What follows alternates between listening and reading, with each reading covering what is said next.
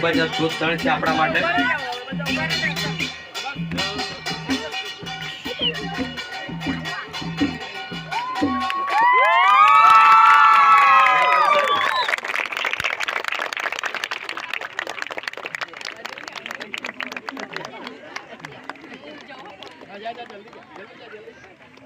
Hallelujah, hallelujah.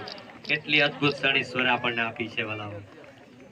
Thank you Jesus, glory to Jesus. Hallelujah, hallelujah.